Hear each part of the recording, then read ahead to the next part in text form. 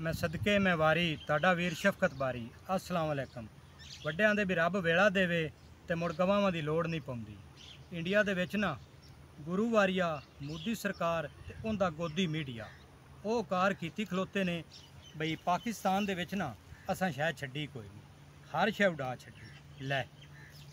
ते आ जेड़े गड्ढे गड्ढे होए ने की गल है शारजा च गड्ढे होए ने बई तुहाड़ियां वो मिज़ैलियां बंबियां इत्थे डिग्गियां डराउनियां वो साडे फौजियां डेगियां ते साडे मुंडे होंदे ने खुदू खुड्डी खेडते फिरते ने। लै दस बई डाडिया जिन्ना मुल्कां दे विच जंगां लगियां ने उन्हां तो पुछ वड्डा अमन नहीं।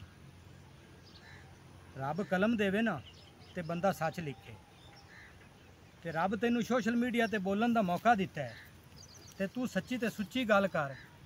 गुरु वारिया ने तो हुण कन्नां नूं हत्थ ला लैने बई मैं अगां सच्ची करसां भी आप तुसी ठड्डे कमरियां दे विच बह जांदे जी ते आर्डर दे दिता भी जंग ला दे।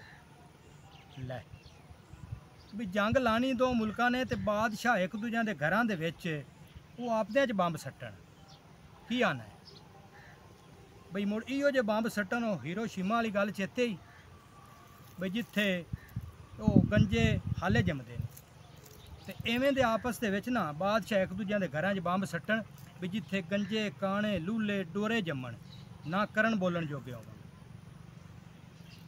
इत्थे हुंदा की है गरीब मजदूर बेचारा मरदा ही, किसान बेचारा मरदा ही, बार्डरां ते खलोते हुए फौजी उन्हां मावां दे पुत्तर वो शहीद हुंदे नहीं ते उन्हां नूं रोंदा कौन है? ओही मावां जिन्हां उन्हां नूं जम्मिया है। लै तेरा की जांदा है बई मुसलमान दुनिया ते इन्ने को मुल्क हैं तेरा इंडिया आटे च लूण जिन्ना भी नहीं।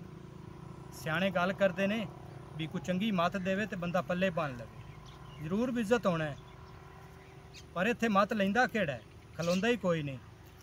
इत्थे तो मियाँ वो गल होई पई है डेरे दे विच ना परें लगी बैठी है ते बंदा एक विच ना जटे पिछू वो बोले उन्हें आखे चुप कर किसी बंदे नूं गल करन दे। वो मुड़ बोले अखीर उन्होंने ना चंगी लितरां दी जुट्टी च लाई ते चौड़ी तो फाड़ के डेरों बाहर च कड्डिया। बंदे उन्होंने आख्या भी लै भी तेरी तो बड़ी बेइज्जती होगी। आंदा वाह जी वाह इहदे च काहदी बेइज्जती वाली गल है। इहो जी परें दे विचों कई वारी आखे मैं बेइज्जत होके निकलिया।